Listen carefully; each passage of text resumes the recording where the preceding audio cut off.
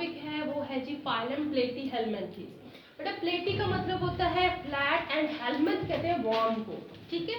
तो प्लेटीहेल्मिन्थेस में हमारा इस तरह का फाइलम है जिसके अंदर तमाम फ्लैट वर्म्स आ जाते हैं। हम लोग पहले जिस तरह जनरल कैरेक्टर स्टडी करते हैं उसके बाद कुछ स्पेशल कैरेक्टर स्टडी करेंगे इस फाइलम के। तो जनरल कैरेक्टर में सबसे पहला कैरेक्टर क्या आ जाता है, लेयर। तो बेटा हमारे पास फाइलम प्लेटीहेल्मिन्थेस जो है तो ये फर्स्ट फाइलम है जो कि ट्रिप्लोब्लास्टिक से स्टार्ट हुआ, ठीक है। इससे पिछले जितने भी फाइलम्स थे पोरीफेरा, नाइडेरिया और टीनोफोरा दे वर डिप्लोब्लास्टिक, ठीक है। तो लेयर्स की बात करें तो they are triploblastic. Level of organisation की बात की जाए तो बेटा अभी इनके अंदर ऑर्गन लेवल स्टार्ट हो चुका है। आपको कुछ ऑर्गन्स मिलेंगे इसके अंदर, ठीक है। तो इनका लेवल ऑफ ऑर्गेनाइजेशन क्या है, ऑर्गन लेवल, ठीक है। लाइक जिस तरह एक्सक्रीशन के लिए ना आपको इसके अंदर फ्लैम सेल्स मिलेंगे, ठीक है। तो flame cells were first organ which were basically found in the platyhelminthes phylum, okay. Then बेटा बात करते हैं हम लोग सिमेट्री की। तो दे हैव बायलेटरल सिमेट्री क्योंकि ये ट्रिप्लोब्लास्टिक है और जो भी फाइलम ट्रिप्लोब्लास्टिक होगा their body can be cut into two equal halves only in one plane, okay. अच्छा बच्चे नेक्स्ट पॉइंट आ जाता है सीलोम का। तो ये अभी तक जितने भी फाइलम्स हम लोगों ने पढ़े ये एसेलोमेट्स हैं और इससे अगला जो फाइलम है फर्स्ट टाइम उनके अंदर हमारे पास सीडोसिलोम आई, ठीक है। तो प्लेटीहेल्मिन्थेस फाइलम में भी क्या है, कोई भी सिलोम नहीं है। इनकी बॉडी वॉल और इनके एलिमेंट्री कैनाल के दरमियान में आपको कोई भी स्पेस नजर नहीं आएगी। सो दे आर एसिलोमेट्स। बच्चे फिर हम लोग सर्कुलेटरी सिस्टम की बात करें तो फर्स्ट सर्कुलेटरी सिस्टम किसमें डिस्कवर किया गया था, एनालिड्स के अंदर, ठीक है।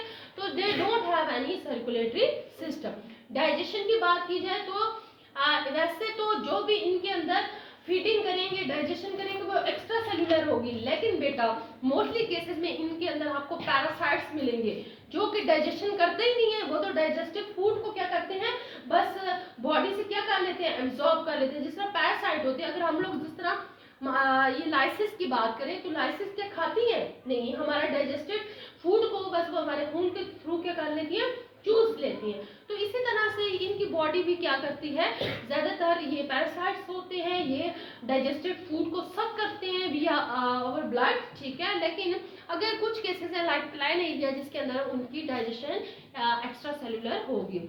एक्सक्रीशन की बात की जाए तो इनके अंदर एक special type of cell first time introduce हुआ that is excretory in nature, that is known as flame cell. तो ये क्वेश्चन आपका एमडीकैट के लिहाज से कॉम्पिटिटिव एग्जाम्स में आ सकता है, ठीक है, कि which is the excretory organ in the platyhelminthes, तो that is the flame cell और ये इनका यूनिक कैरेक्टर भी है।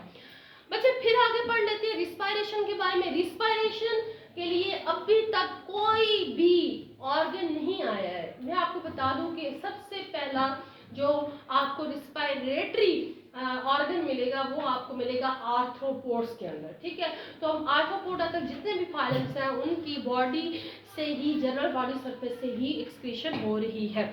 फिर बेटा बात कर लेते हैं मूवमेंट की। तो ये तमाम के तमाम जो हैं वो एक्टिवली मूविंग होते हैं और मतलब लाइफ प्लान एरिया की बात की जाए तो वो जो है वो एक्वाटिक लाइफ में मूवमेंट शो कर रहे होते हैं। लेकिन कुछ जो होते हैं जो पैरासाइट होते हैं वो तो क्या करेंगे, बकायदा अपने वो हुक्स के साथ जो है वो बॉडीज के साथ अटैच रहेंगे और फिर वो वहीं अटैच रहते हैं, ठीक है। जिस तरह आगे मैं आपको टैबवर्म समझाऊंगी जहाँ पे वो जो है आपके स्मॉल इंटेस्टाइन के साथ अटैच हो जाता है और वहाँ ही लाइफ टाइम अटैच रहता है, ठीक है बेटा।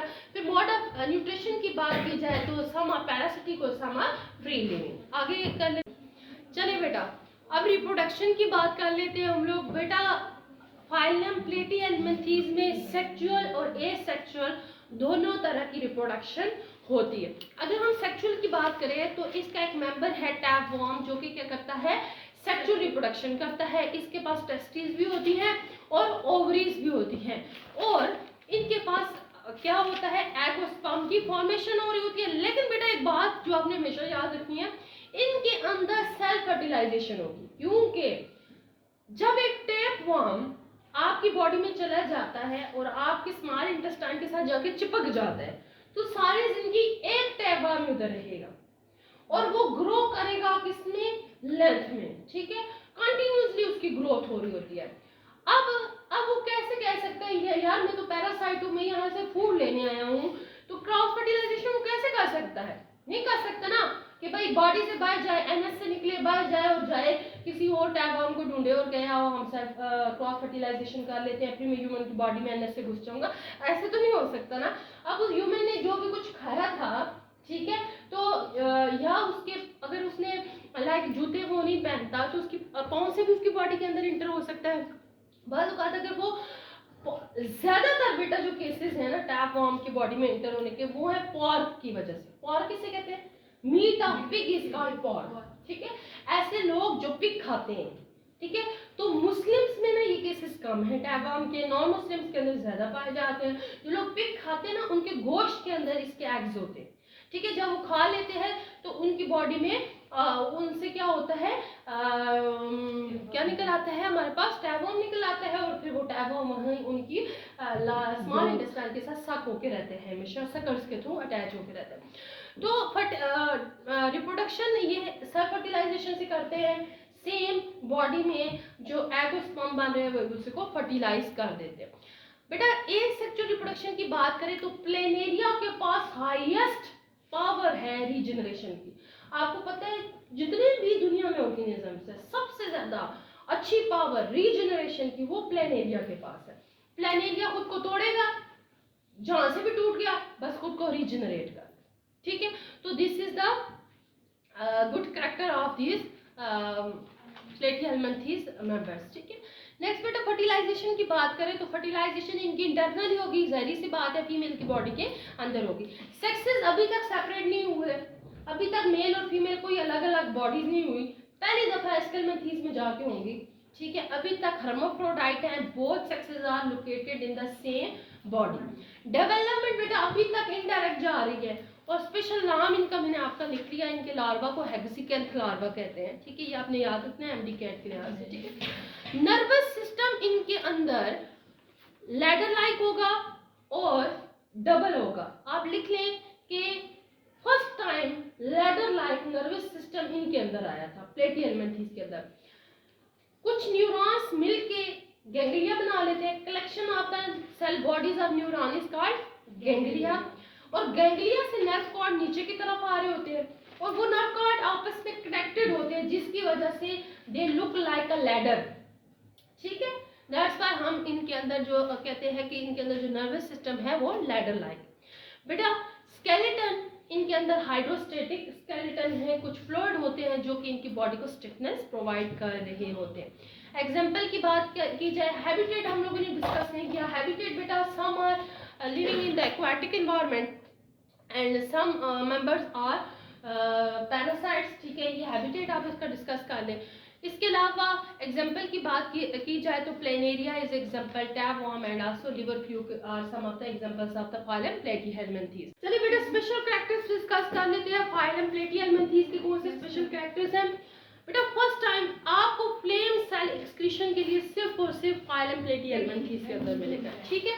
इसके अलावा आपको सकर्स भी फाइलम प्लेटीहेल्मिन्थीज के अंदर मिलेंगे, और स्टेबलाइजेशन का प्रोसेस भी सिर्फ प्लेटीहेल्मिन्थीज में मिलेगा। अब मैं आपको समझाती हूँ। ये मैंने एक टैबवर्म ड्रॉ किया है, ठीक है। बेटा इसका ये पोर्शन आपको हेड लग रहा होगा, लेकिन ये हेड नहीं है। क्यों हेड नहीं है? हेड हम उस ऑर्गन को कहते हैं जिसके पास सेंसरी स्ट्रक्चर्स हों। जिस तरह हमारा ये हेड है ना, हमारे पास यहाँ आईज है, नोज है, ठीक है, तो तब ईयर है, तब हम लोग क्या रह रहे हैं, ये हमारा हेड है। लेकिन इसको हम क्या कहेंगे, ये आपको हेड लग रहा है लेकिन ये हेड नहीं है, ये इसका स्कॉलिक्स है। बेटा स्कॉलिक्स को ना जब ये अपने होस्ट के पास जाता है तो स्कॉलिक्स को उसकी स्मॉल इंटेस्टाइन के अंदर घुसा लेता है, ठीक है। ये इसका रोस्टेलम होता है जो कि इस तरह गोल सा होता है, जो कि इसको स्ट्रक्चर प्रोवाइड करेगा अंदर घुसने के लिए। फिर इसके पास हुक्स होते हैं जिससे ये स्मॉल इंटेस्टाइन को पकड़ लेते हैं, और फिर इसके अंदर सकर्स होते हैं। आपको पता है सेक्शन क्रिएट करते हैं। कुछ इस तरह खिलौने होते हैं जिनके पास क्या होते हैं, सकर्स होते हैं, जिसके साथ वो चिपक जाते हैं ना दीवार के साथ। तो इनके पास इस तरह के सकर्स होते हैं। ये सकर्स को यूज करके और हुक्स को यूज करके स्मॉल इंटेस्टाइन के अंदर चिपक जाएंगे, ठीक है। फिर बेटा ये इनकी नेक मिलेगी, यहाँ पे ना इनकी बॉडी के अंदर सेगमेंट्स बन रहे होंगे। क्या बन रहे होंगे? सेगमेंट। यहाँ पे स्ट्रोबलाइजेशन हम कहते हैं, यानी formation of segment is known as strobilization. ये मेरे मुझसे पूछा गया इंटरव्यू में, कमीशन के इंटरव्यू में, what is the stabilisation and where it occurs. तो अब देखें कितना मतलब कि कहीं से इतनी बुक्स में से कोई उठा के बोल दे कि स्टेबलाइजेशन क्या है। तो ये चीजें आपने याद रखनी है। Stabilisation is the formation of the segments in the tapeworm body and it takes place in the neck region of tapeworms। ठीक है। फिर बेटा यहाँ पे नए नए ये ऐसे होता है ना, यहाँ पे इनकी ना नेक में नए नए सेगमेंट्स बन रहे हैं और टेल से टूटते जा रहे हैं पुराने सेगमेंट्स। वहां देखें वो एपोलाइसिस हो रही है, पुराने सेगमेंट्स टूटते जा रहे हैं। अब एक और बात याद रखिए, इनके हर सेगमेंट के अंदर इनका टेस्टिस भी अलग है, ओवरी भी अलग है। ठीक है।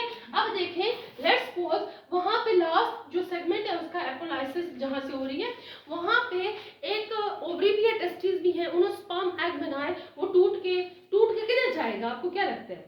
आपके एनस के थ्रू आपके एक्सक्रीटा में निकलेगा। और आपके एक्सक्रीटा को अभी तो है जो है ना वॉशरूम बन गया घर में, लेकिन पहले टैपवर्म ज्यादा हुआ करते थे लोगों में। पता है क्यों? क्योंकि वो अपना एक्सक्रीटा ओपन फील्ड्स में एक्सक्रीट करके आते थे और वहां से पिग्स खा लेते थे। जब वो पिग्स खाते थे, पिग की बॉडी में चला गया। अब पिग का पॉर्क जब बंदे ने खाया तो बंदे में आ गया। तो ये लाइफ साइकिल ऐसे चल रहा है। इसका जो प्राइमरी होस्ट है वो ह्यूमन बॉडी है, इसका सेकेंडरी होस्ट पिग है। क्लियर हो गया? तो अभी टैपवर्म बहुत कम हो चुके हैं क्योंकि ना तो हम ओपन फील्ड सब यूज कर रहे हैं, और मुस्लिम्स में तो वैसे भी कम है क्योंकि हम पॉर्क को कंज्यूम नहीं करते। नॉन मुस्लिम्स में इनके केसेस ज्यादा पाए जाते। ठीक है। तो ये यहाँ पे इनकी टेस्टिस ओवरीज होगी, ये इनके अंदर ना इमेच्योर प्रोग्लॉटिड्स बन रहे हैं, मतलब हर सेगमेंट को ना ग्लॉटिड हम कहते हैं। ठीक है। अगर वो इमेच्योर है तो इसको क्या कहेंगे? Immature proglottid. ठीक है। अच्छा बेटा अब देखिए इमेच्योर प्रोग्लॉटिड बनेंगे, ये जैसे जैसे आगे मूव करते जाएंगे ये मैच्योर होते जाएंगे और मैच्योर प्रोग्लॉटिड्स बन जाएंगे। ठीक है। और वहां से टेल से क्या होगा? टूट टूट के एक एक सेगमेंट गिरता जाएगा। समझ आ गई बाकी इसकी पूरी बॉडी को हम स्ट्रोबिला कहते हैं। बस ये कहानी थी हमारे टैपवर्म की। अब बेटा एक कहानी पढ़ लेते हैं यहाँ पे प्लेनेरिया की। प्लेनेरिया के यहाँ पे आप देखिए इनके आई स्पॉट्स है ना, पहली दफा जो सेंसरी स्ट्रक्चर का एक स्पॉट मिला वो प्लेटीहेल्मिन्थीज के अंदर मिला। ठीक है। यानी इससे पिछले ऑर्गेनिज्म जितने भी हम लोगों ने पढ़े, आपने कहीं से ये पढ़ा क्या उनके पास कोई फोटो रिसेप्टर है? क्या वो देख सकते थे? क्या पोरिफेरस पॉइंट्स को पता था कि प्रीडेटर आ रहे हैं जा रहे हैं? ठीक है।